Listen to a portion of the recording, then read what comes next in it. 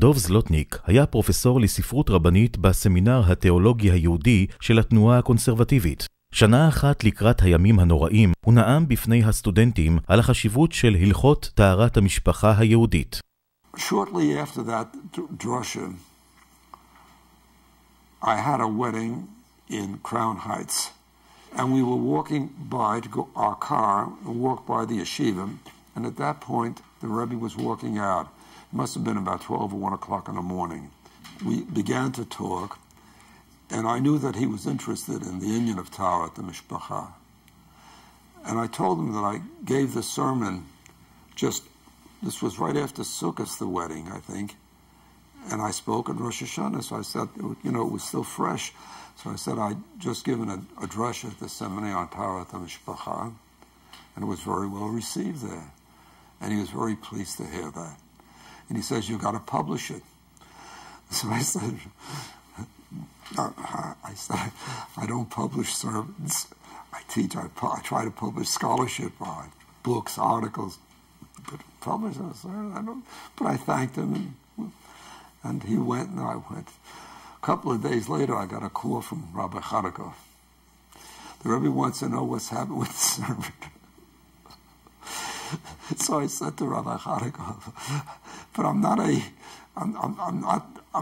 I don't consider myself a rabbi. I don't do sermons.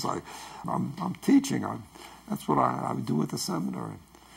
He says, yeah, but the Rebbe wants you to publish it. You should publish it, So I thanked him again, and that was the end of it. About a month later, I get another call from Kharikov. What's with that sermon? At this point, I realized the Rebbe means business. I mean, I was understood. And at that time, Rabbi Teplis was publishing a book of the best sermons of that year.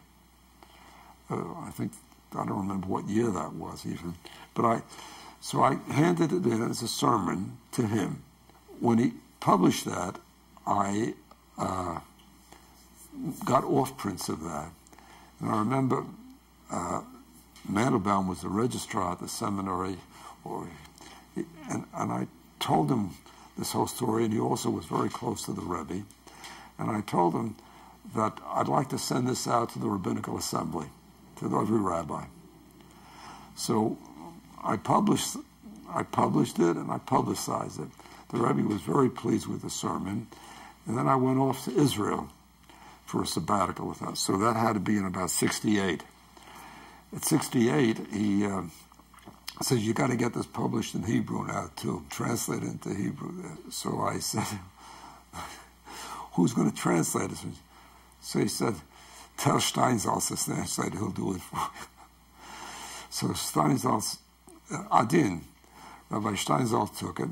When I came back from the sabbatical, I get a call from Rav Dvorkin. Dov, a mikveh was built because of your sermon. What's the story? A community in Canada wanted to build a mikveh. They didn't have enough money, so they turned to the conservative rabbi. And the conservative rabbi and the people there felt that this was not an ikar for the conservative movement right now. And they wouldn't contribute. Sometime later, a week later, a physician in that congregation got a hold of this sermon and said, how can you say this is not an ikar, this is not important to the conservative movement? Here is a rabbi who devoted a whole sermon to it at a seminary sermon. And he passed that sermon around, and they reconsidered and helped build the mikveh in this community.